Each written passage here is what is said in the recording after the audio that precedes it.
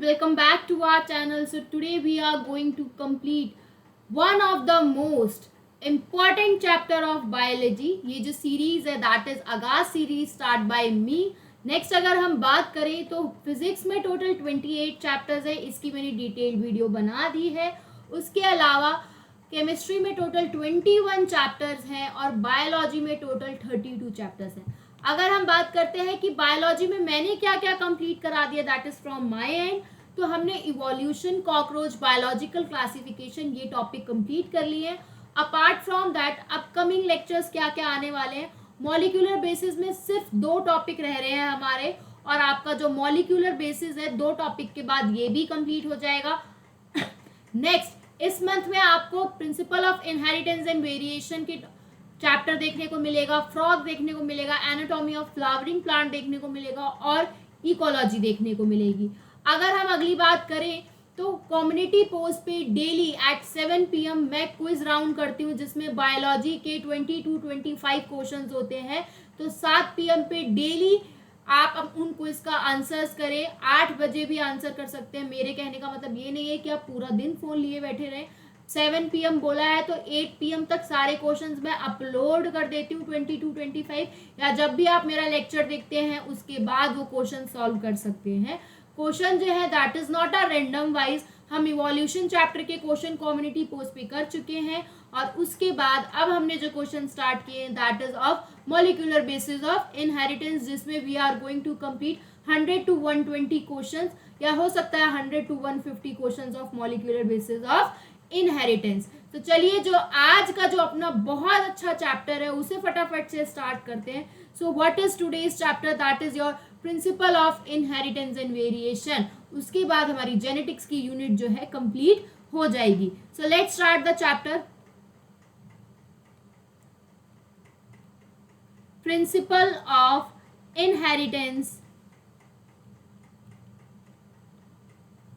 And variation.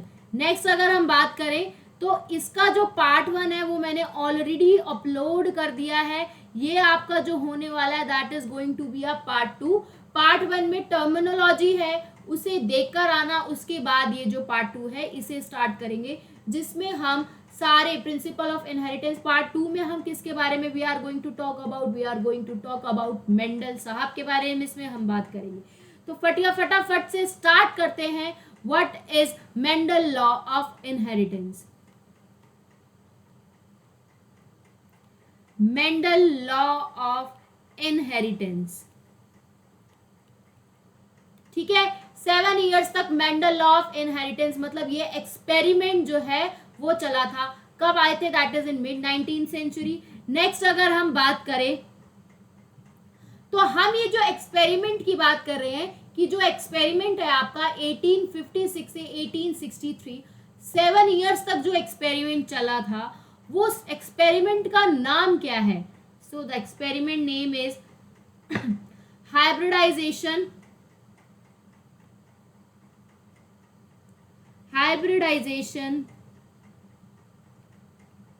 P experiment. क्या है experiment का नाम that is a hybridization pea experiment. ये एक्सपेरिमेंट टोटल 7 इयर्स तक चला था 1856 से 1863. तो चलिए पी एक्सपेरिमेंट की बात करने से पहले हम देख लेते हैं कि हाइब्रिडाइजेशन क्या होता है. अगर हम बात करते हैं कि हाइब्रिडाइजेशन क्या होता है, हाइब्रिडाइजेशन से आप क्या समझते हैं, तो आपको पता होना चाहिए हाइब्रिडाइजेशन होता है हाइब्रिड बनाना. हाइब्रिड क्या होते हैं, 2 पेरेंट के बीच में क्रॉस कराना और हाइब्रिड में सिर्फ डिजायरेबल कैरेक्टर्स हो, उसे हम कहते हैं हाइब्रिडाइजेशन. तो हाइब्रिडाइजेशन को हम कैसे लिखेंगे that is formation of hybrid.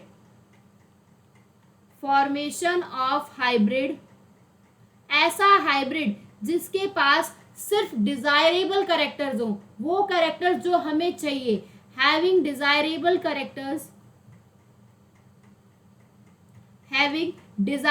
Characters by crossing. किनको क्रॉस कराना है, by crossing two different varieties. दो अलग अलग वेराइटीज को हमें क्रॉस कराना है और उनसे जो हमें एक हाइब्रिड मिले, उस हाइब्रिड के पास एक अच्छे डिजायरेबल कैरेक्टर हो, उसे हम हाइब्रिडाइजेशन कहते हैं। आई होप इतना क्लियर होगा। नेक्स्ट अगर हम बात करते हैं, so we are going to talk about what do you mean by garden pea plant. Garden pea plant से क्या समझते हैं? गार्डन पी प्लांट, ये जो गार्डन पी प्लांट है, ये गार्डन पी प्लांट कैसा होता है? ये डिप्लॉयड ऑर्गेनिज्म है। डिप्लॉयड का मतलब 2n होगा। आप ये डिप्लॉयड और हैप्लॉयड के कॉन्सेप्ट को देख लेना। नेक्स्ट 2n है, टोटल नंबर ऑफ क्रोमोसोम्स कितने प्रेजेंट है इसके अंदर?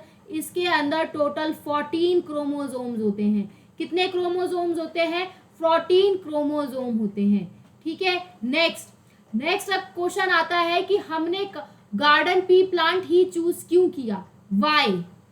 वाई हमने सिर्फ गार्डन पी प्लांट ही चूज क्यों किया, कोई दूसरा प्लांट क्यों नहीं किया?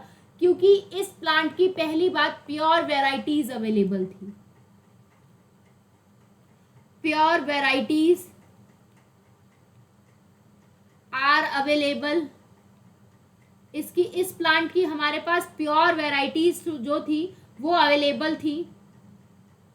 नेक्स्ट और क्या था? हम इसमें इजीली अच्छे से ऑब्जर्व कर सकते थे किसको? कॉन्ट्रास्टिंग कैरेक्टर को। और क्या कर सकते थे? जो भी इनके कॉन्ट्रास्टिंग ट्रेट हैं या कैरेक्टर्स हैं, ठीक है, जो भी इनके कैरेक्टर्स हैं और उन कैरेक्टर्स के जो ट्रेट है उनको हम आसानी से ऑब्जर्व कर सकते थे। इसीलिए हमने गार्डन पी प्लांट को जो है चूज किया। ठीक है। नेक्स्ट हम बात करते हैं। नेक्स्ट अगर हम देखें कि ये प्लांट क्यों और क्या इस प्लांट की खासियत थी? पहली बात, ये कैसा प्लांट है? That is a annual plant. कैसा प्लांट है?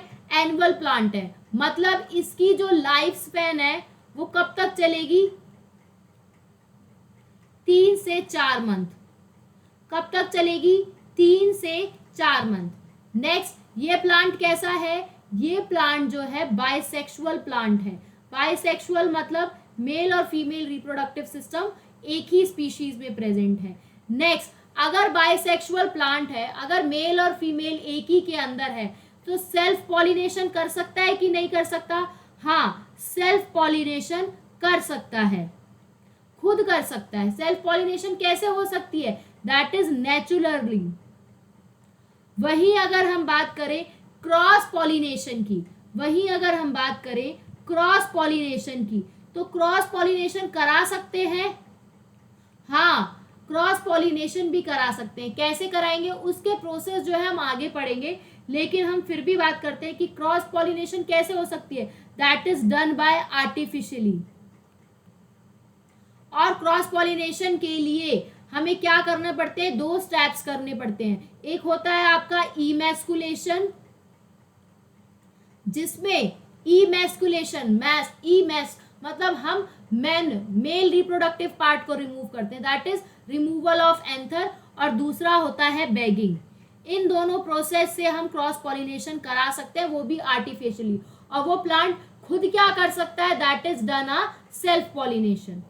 नेक्स्ट अगर हम बात करें और ये गार्डन पी प्लांट की अगर बात की जाए, तो गार्डन पी प्लांट का जो सैंपल साइज है वो बहुत बड़ा है।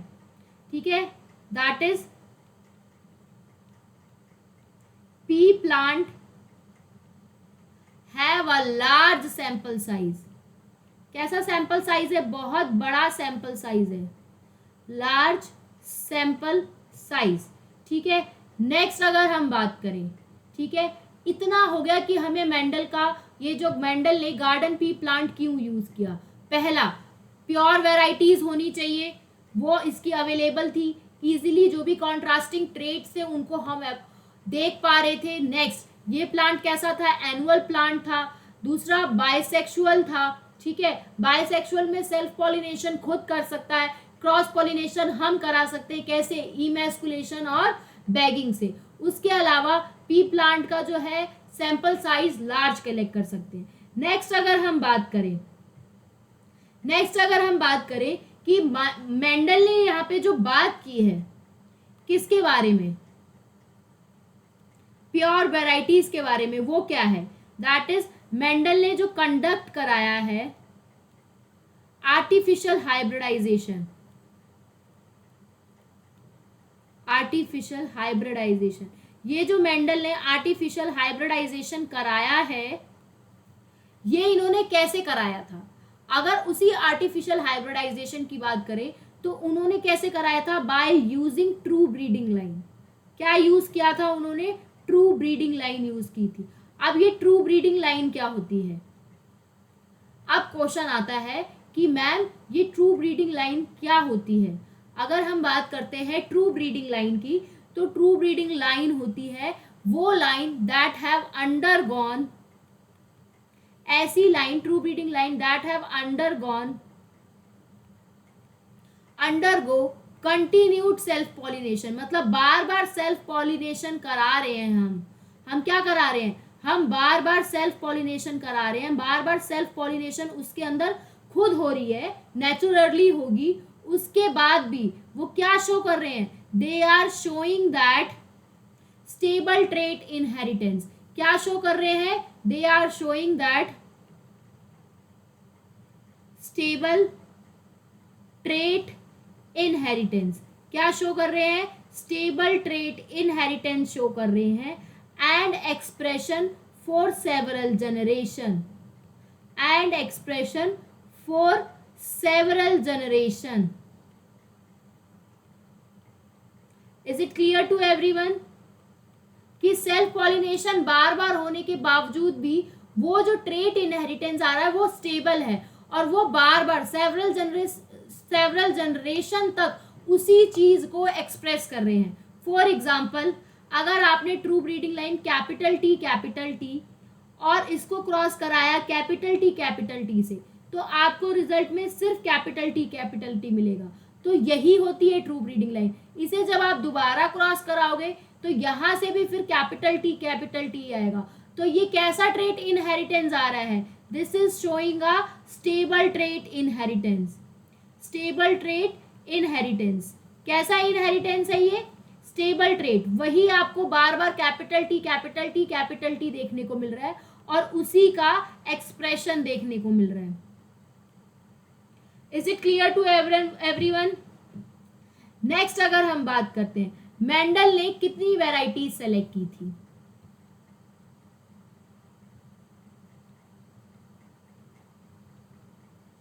मेंडल की अगर हम बात करें तो उन्होंने कितनी वैरायटीज सेलेक्ट की थी? दैट इज 14 सेलेक्ट करी थी। 14 ट्रू ब्रीडिंग वैरायटीज। कितनी सेलेक्ट करी थी? 14। 14 ट्रू ब्रीडिंग वैरायटीज, ठीक है, जो कि कैसी थी? बिल्कुल सिमिलर थी, विच आर सिमिलर, एकदम सिमिलर थी। मतलब 14 वैरायटी ली और वो एकदम सिमिलर है, सिवाय किसके? ये बहुत इंपॉर्टेंट है, इस पे भी नीट का क्वेश्चन आया है। Except one contrasting character, except one contrasting character. मतलब क्या हुआ? मतलब 14 वैरायटीज ली, वो 14 की 14 बिल्कुल देखने में सेम है, उसके जितने भी कैरेक्टर है एग्जैक्टली सेम है, सिवाय एक कैरेक्टर को छोड़ के। उसी कैरेक्टर के बेसिस पे आप उनको डिफरेंशिएट कर पा रहे हो, तो that is except one contrasting character. ठीक है, तो टोटल इन नंबर कितने हैं?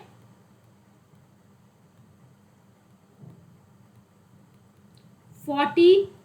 टोटल ट्रेट कितने होंगे? 14। और कितने कैरेक्टर्स हैं अगर उनके हम पेयर की बात करें तो टोटल है 7। ठीक है, तो मतलब उन्होंने 7 कैरेक्टर लिए और उनके 14 ट्रेट थे। ठीक है, क्या थे? 7 कैरेक्टर्स थे और 14 क्या थे? 14 ट्रेट थे। ठीक है, कौन कौन से 7 कैरेक्टर्स थे? फटाफट हम उन 7 कैरेक्टर्स के बारे में देखते हैं। तो कौन कौन से 7 कैरेक्टर्स थे?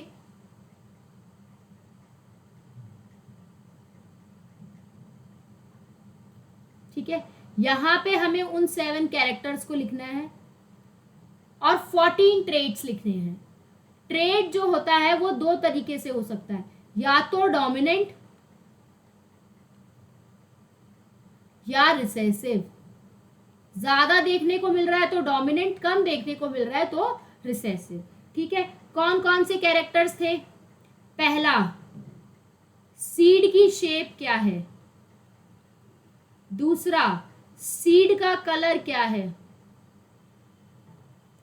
तीसरा, फ्लावर का कलर क्या है। चौथा, पॉड की शेप क्या है। नेक्स्ट, पॉड का कलर क्या है। फ्लावर की पोजीशन क्या है और स्टेम की हाइट क्या है। अगर आप बेटा इन्हें काउंट करोगे तो they are total 7 in numbers, 1 2 3 4 5 6 7।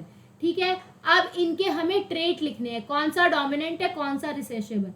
अगर हम सीड शेप की बात करें तो राउंड ज्यादा देखने को मिलेगी एज कंपेयर टू रिंकल। ठीक है, नेक्स्ट, सीड कलर येलो ज्यादा देखने को मिलेगा as compare to green. Flower colour की अगर हम बात करें तो वायलेट ज्यादा होगा as compare to white. White हो गया आपका रिसेसिव। पॉड शेप की बात करें तो पॉड शेप फुल होगा और इधर कैसा होगा, that is inflated. Pod colour की बात करें तो पॉड का कलर ग्रीन ज्यादा होता है, येलो कम होता है, येलो रिसेसिव। फ्लावर पोजीशन की बात करें तो एक्सियल पे देखने को मिलेगा तो डोमिनेंट, और टर्मिनल पे है तो मतलब रिसेसिव। नेक्स्ट, स्टेम हाइट की बात करें तो स्टेम अगर बड़ी है तो टॉल डोमिनेंट, और डार्क है तो वो recessive. Is it clear? Is it clear to everyone?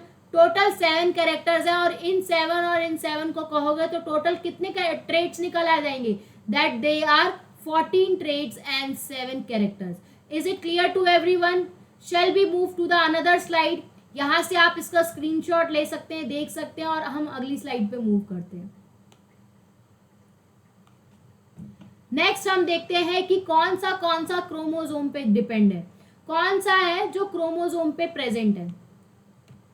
ठीक है, आपको पता है टोटल क्रोमोसोम्स कितने हैं। टोटल क्रोमोसोम्स की अगर हम बात करें तो वो 14 है। ठीक है, मतलब 7 इन पेयर, तो जो भी डिवाइड होगा वो 7 में ही होगा। जैसे कि seed shape, pod colour, seed colour, flower colour. Next, pod shape, plant height,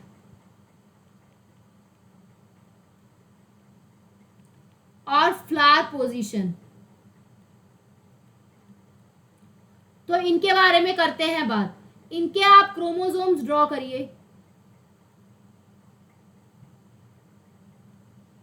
ये क्या है मैं अभी बता रही हूं, ये वही है जो अभी आपने कैरेक्टर्स लिखे हैं। मैं बताना चाहती हूँ ये कैरेक्टर कौन से नंबर क्रोमोसोम पे प्रेजेंट है। तो जो सीड शेप होती है that is present on chromosome number 7। Seed shape कहां प्रेजेंट होती है, that is present on chromosome number 7। Chromosome 7 पे प्रेजेंट है। मतलब पॉड कलर की बात करें तो पॉड कलर प्रेजेंट होता है क्रोमोसोम 5 पे, क्रोमोसोम 5 पे। उसी तरीके से सीड कलर और फ्लावर कलर की बात करें तो ये प्रेजेंट होता है क्रोमोसोम 1 पे। एक हो जाएगा आपका सीड कलर के लिए, दूसरा हो जाएगा फ्लावर कलर के लिए। ये मैं पोजीशन ऐसे ही बता रही हूं ताकि थोड़ा एक इनोवेटिव लगे और आपको समझ में आए। उसी तरीके से अगर हम बात करते हैं क्रोमोसोम नंबर 4 की, तो क्रोमोसोम नंबर 4 पे आपकी पॉड शेप, प्लांट की हाइट और फ्लावर पोजीशन प्रेजेंट है। नेक्स्ट क्वेश्चन आता है क्या क्रोमोसोम नंबर 2 और 3 पे कुछ प्रेजेंट नहीं है? अगर आप ध्यान से नोटिस करो तो मैंने 2 नहीं लिखा, 3 नहीं लिखा और 6 नहीं लिखा, तो क्या इनके ऊपर कुछ प्रेजेंट नहीं है? इनके ऊपर प्रेजेंट है, लेकिन वो हमारे काम का नहीं है, क्योंकि हमें सिर्फ 7 कैरेक्टर्स के बारे में पढ़ना है। और वो जो 7 कैरेक्टर्स हैं, वो 7 कैरेक्टर्स कहाँ प्रेजेंट होते हैं? They are present on 4 chromosome पे प्रेजेंट होते हैं। कौन कौन से 4 क्रोमोसोम है? Chromosome number 7, chromosome number 5, chromosome number 1 और क्रोमोसोम नंबर 4। ठीक है, बाकी क्रोमोसोम पे भी कुछ ना कुछ प्रेजेंट है, लेकिन वो कैरेक्टर सब में सिमिलर होंगे। ये जो कॉन्ट्रास्टिंग कैरेक्टर की बात कर रहे हैं, जिसकी वजह से हम डिफरेंशिएट कर पा रहे हैं, ये सिर्फ आपको कहाँ देखने को मिलेंगे? That is at 7, 5, 1, 4। ठीक है, 7 पे सिर्फ एक प्रेजेंट है, 5 पे भी एक प्रेजेंट है, 1 पे 2 प्रेजेंट है, सीड का कलर और फ्लावर का कलर। और क्रोमोसोम नंबर पे 3 कैरेक्टर प्रेजेंट है, पॉड की शेप, प्लांट हाइट और फ्लावर पोजीशन। आई होप इतना क्लियर होगा। नेक्स्ट हम बात करते हैं कि मेंडल की सक्सेस का कारण क्या था। मेंडल जो है वो क्यों सक्सेस हो गए?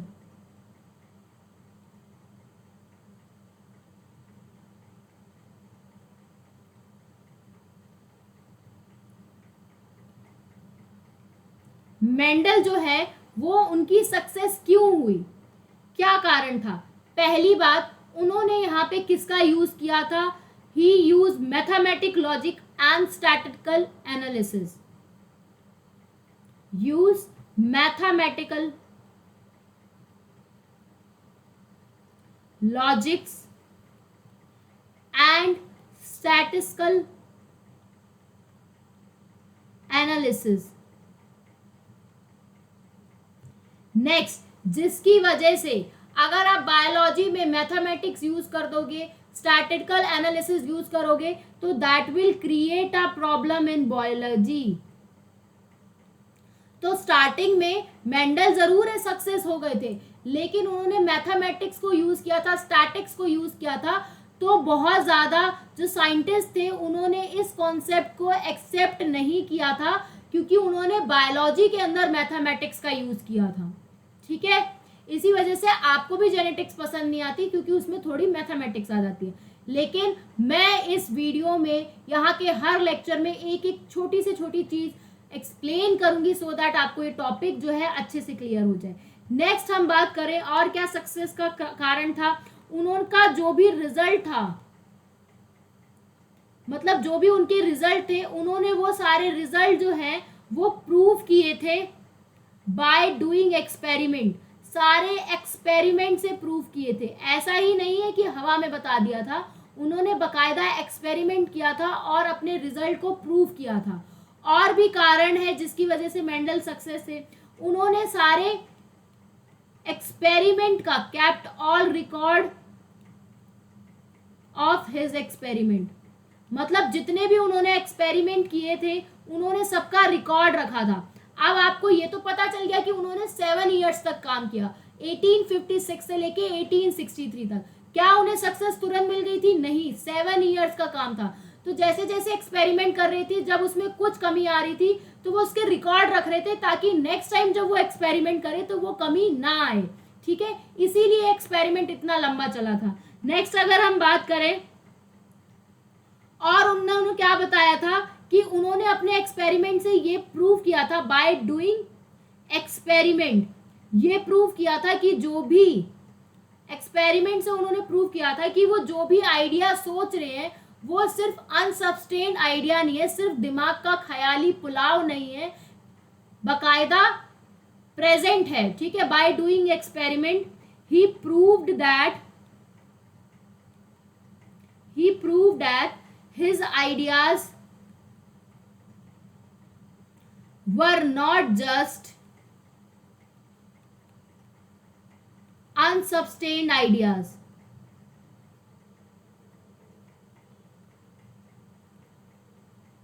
मतलब ऐसा नहीं है कि उनके ये जो आइडियाज हैं वो सिर्फ उनके दिमाग के ख्याली पुलाव थे। उन्होंने एक्सपेरिमेंट की हेल्प से बकायदा प्रूव किया था कि ये जो वो रिजल्ट बता रहे हैं वो उन्होंने एक्सपेरिमेंट से, बाय डूइंग हिज एक्सपेरिमेंट उन्होंने एक एक चीज को प्रूव किया था। इसी वजह से मेंडल का काम जो है सक्सेस हुआ था। नेक्स्ट हम बात करते हैं, मेंडल का काम बहुत सालों तक अनरिकॉग्नाइज रहा था। उसका सबसे बड़ा काम, मेंडल वर्क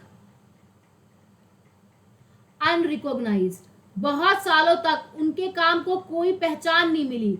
उसके पीछे कारण क्या था, मतलब लोगों तक पहुंचा ही नहीं कि उन्होंने इतना अच्छा काम दिया है। उसके पीछे कारण क्या था, देखो उनका जो काम है, उन्होंने काम किया था 1856 से लेके 1863 तक, 7 इयर्स तक। लेकिन उनका जो वर्क था वो पब्लिश कब हो गया था, उनका जो वर्क है वो कब पब्लिश्ड हुआ था? पहला तो उसका ईयर देखिए ताकि ये इंपॉर्टेंट है, 1865।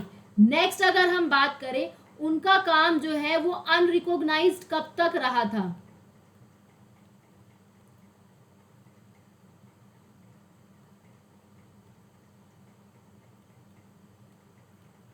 उनका काम जो है अनरिकॉग्नाइज्ड 1900 तक रहा था। इसके कारण क्या है, 1900 तक उनके काम को क्यों नहीं पहचान मिली थी? मतलब 35 सालों तक उनके काम को रिकॉग्नाइज ही नहीं किया गया। सबसे बड़ा कारण, कम्युनिकेशन इजी नहीं था। Communication was not easy. Communication जो है वो इतना अच्छा नहीं था कि सब जगह काम पहुंचाया जा सके। नेक्स्ट, उनका जो कॉन्सेप्ट था regarding gene, concept for gene, जो उनका जीन को लेके कॉन्सेप्ट था, उस जीन को वो जीन ना कह के, मतलब जीन्स तो हम कहते हैं लेकिन वो क्या कहते थे, वो कहते थे फैक्टर। तो उनका जो कॉन्सेप्ट था रिगार्डिंग जीन कहो या फैक्टर कहो, कि वो जो जीन और फैक्टर हैं they are stable and discrete unit. उन्होंने क्या बताया था कि जो ये जीन और एक्सप्रेशन होते हैं ये स्टेबल और डिस्क्रीट यूनिट होते हैं और एक्सप्रेशन को कंट्रोल करते हैं। स्टेबल और डिस्क्रीट यूनिट होते हैं and control the expression, control the expression of trait and pair of allele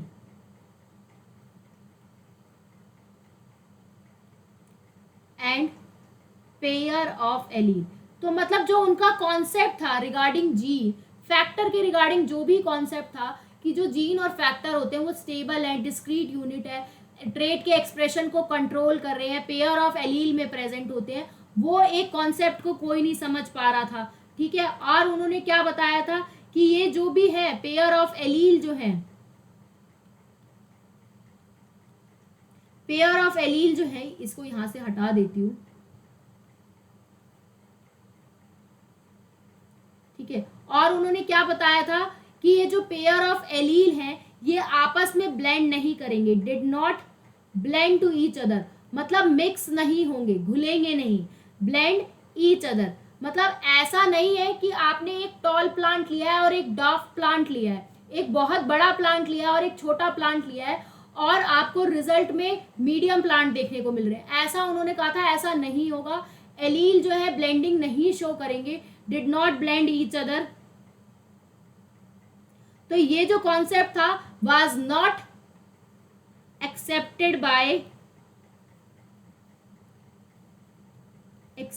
by others. तो ये जो कॉन्सेप्ट था, इस कॉन्सेप्ट को जो भी लोग अदर साइंटिस्ट थे उन्होंने एक्सेप्ट नहीं किया था, उन्होंने नहीं माना था कि एलील ऑफ पेयर की, पेयर ऑफ एलील की जो है ब्लेंडिंग नहीं होती है। नेक्स्ट, और सबसे बड़ा कारण क्या था? सबसे बड़ा कारण तो यही था कि उन्होंने मैथमेटिक्स यूज कर दी थी। Use mathematical tools, mathematical tools to explain biological phenomena. तो ये जो बायोलॉजिकल फिनोमेना है इसके लिए उन्होंने मैथमेटिक्स को यूज कर दिया था। तो ये जो कॉन्सेप्ट है ये भी बहुत बड़ी चीज है कि उन्होंने बायोलॉजी समझाने के लिए मैथमेटिक्स को यूज कर दिया। तो ये वाला जो कॉन्सेप्ट था दैट वाज न्यू, बहुत ज़्यादा नया था, and unexpected by unaccepted by other contemporaries. Other contemporaries मतलब जो उनके साथ के कलीग्स थे, साइंटिस्ट थे, उन्होंने इस कॉन्सेप्ट को एक्सेप्ट नहीं किया था। That is by his other contemporaries. तो कंटेम्पररीज कौन होता है? That they are other scientist, और उनके जो कलीग्स थे उन्होंने इस कॉन्सेप्ट को एक्सेप्ट नहीं किया था कि ऐसा नहीं हो सकता कि किसी बायोलॉजिकल फिनोमिना के लिए आप मैथमेटिकल टूल्स को यूज करें। तो इसी वजह से जो मेंडल है उनके वर्क को 1865 से लेके 1900 मतलब टोटल 35 ईयर्स तक अनरिकॉग्नाइज रहा। सबसे बड़ा कारण यही था, एक तो कम्युनिकेशन अच्छा नहीं था, और उनका जो जीन और फैक्टर को लेके कॉन्सेप्ट था कि वो स्टेबल डिस्क्रीट यूनिट होती है, पेयर ऑफ एलील आपस में ब्लेंड नहीं करते हैं, वो जो है बहुत ज़्यादा न्यू कंसेप्ट था, तो सभी साइंटिस्ट ने एक्सेप्ट नहीं किया था। और सबसे बड़ी बात, उन्होंने बायोलॉजी में मैथमेटिक्स का यूज़ कर दिया था। तो जैसे हमें जेनेटिक्स अच्छी नहीं लग रही, क्योंकि वो तो साइंटिस्ट लोग थे, तो उनके लिए भी बहुत नई चीज़ थी, नया कॉन्सेप्ट था कि बायोलॉजिकल फिनोमिना में मैथमेटिक्स कैसे यूज़ कर रहे हैं। So that was also a reason कि इतने साल तक उनके काम को अनरिकॉग्नाइज रखा गया। नेक्स्ट अगर हम बात करें, और क्या था कि एक तो मेंडल ने ये नहीं बता पाया, Mendel could not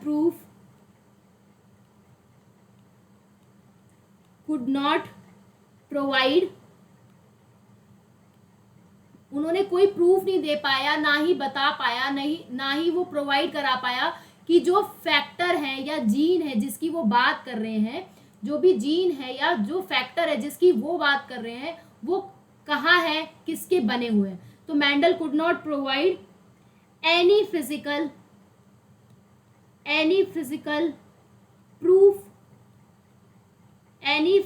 proof for the existence of factor, कि फैक्टर कहाँ प्रेजेंट होते हैं, existence of factor and what they are made up of, और वो फैक्टर जो है किसके बने हुए हैं, what they are made up of. ये वही फैक्टर है जिन्हें आज हम जीन कहते हैं, made up of. Is it clear? तो इन सारे कारणों की वजह से जो मेंडल का वर्क है इतने सालों तक अनरिकॉग्नाइज रहा। Is it clear to everyone? Shall be move to the another slide. फटाफट से देख लीजिए तीनों स्लाइड्स को, स्क्रीनशॉट ले लीजिए। नेक्स्ट अगर हम बात करते हैं तो हमारे 3 साइंटिस्ट थे, कौन कौन से? That is von Tschermak, Carl Correns and Hugo de Vries. ये जो 3 साइंटिस्ट थे, इन्होंने बाय 1900 मेंडल के वर्क को दोबारा से रीपब्लिश किया था।